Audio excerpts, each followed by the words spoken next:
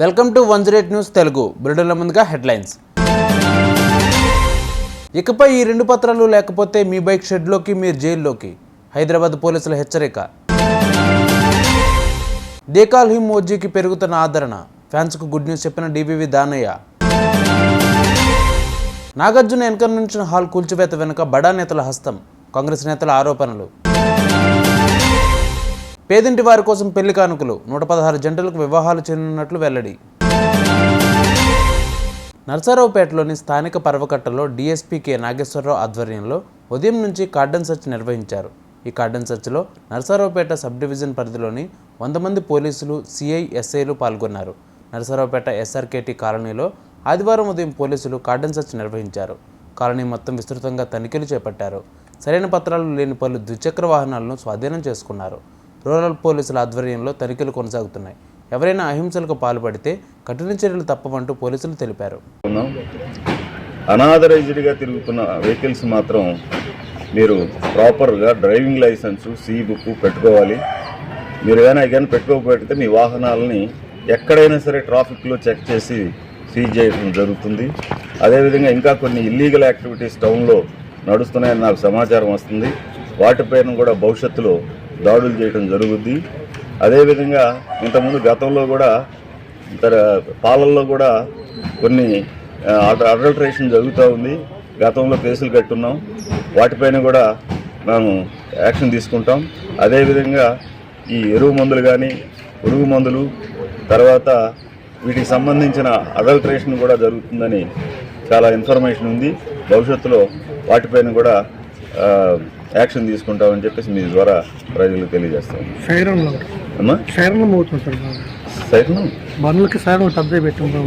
అదే చీజ్ చేయమని చెప్పేసి ఇందాక చెప్పాగా తిరిగా నాన్ ట్రాఫిక్ ఆఫీసర్లను కూడా పట్టుకుని సీజ్ చేసి పోలీస్ స్టేషన్ తీసుకురామని చెప్తాం. వీటిపైన కూడా ఉంటుంది. భవిష్యత్తులో మీరు చూస్తారు. డెఫినెట్గా ఈ రోజు నుంచి ట్రాఫిక్ పైన కూడా కొంత మెరుగు కనపడుద్ది. అంటే మీకు తెలుసు, ట్రాఫిక్, నర్సారావుపేట ట్రాఫిక్ అంటే ఓన్లీ పోలీస్ ఆఫీసర్సే కాదు చేయాల్సింది. ప్రజల్లో కూడా అవేర్నెస్ ఉండాలి. ప్రజలకు కూడా సెన్స్ ఆఫ్ ట్రాఫిక్ ఉండాలి. అదేవిధంగా మనం ఎంత తొందరగా స్పీడ్గా వెళ్ళాలని అడ్డంగా వెళ్ళిపోతూ ఉంటే ఆ వెహికల్స్ ఆడబడితే ఆడ పెడతా ఉంటే ప్రతి వెహికల్ని పోలీసు వెళ్ళి చెక్ చేసి పక్కన పెట్టమ్మా అని అనలేం కదా. మీరు కూడా బాగా రాయండి.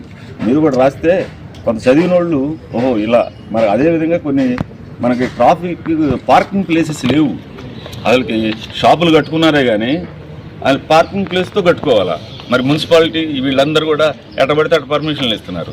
దీని మీద కూడా మేము గతంలో మీ అందరికీ తెలుసు, పాత విలేకరులు కానీ ఉంటే మనం చాలాసార్లు లెటర్లు రాసాము, అన్నీ పెట్టాము. అది పెట్టినా వాళ్ళ పరిధిలో వాళ్ళు కొంత చేశారు.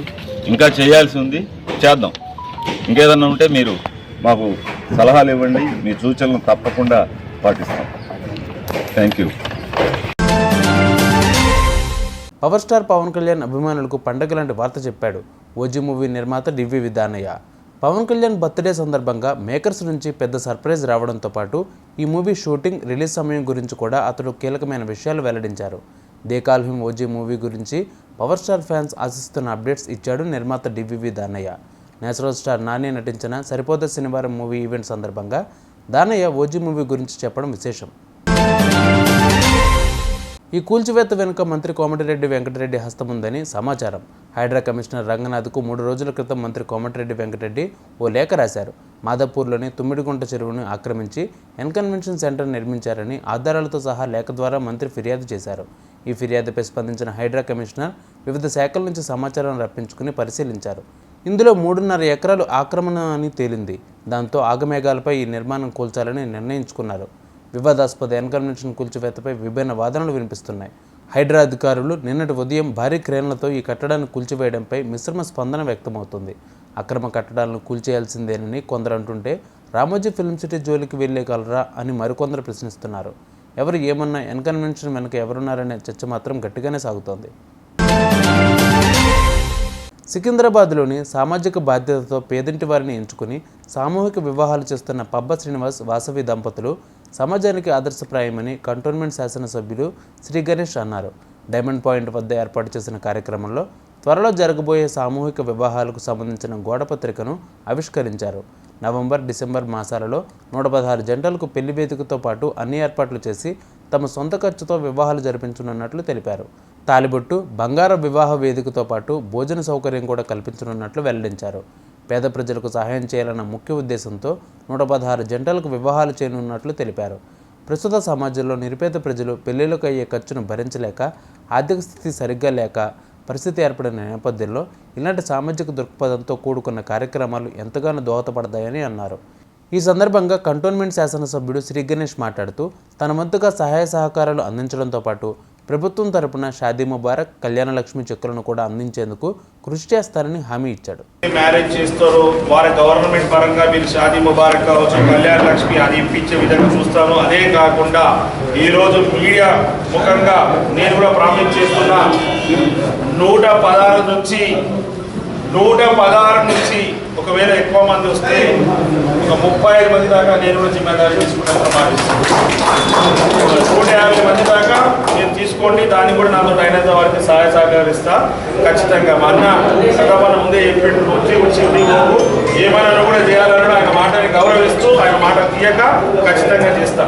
వారి ఆశీర్వాదం కూడా మా పైన ఉండాలి. చూసారుగా ఇవి వాళ్ళ బులెటిన్ అప్డేట్స్. మరిన్ని అప్డేట్స్తో మళ్ళీ మీ ముందుకు వస్తాను. అంతవరకు కీప్ వాచింగ్ 108 న్యూస్ తెలుగు.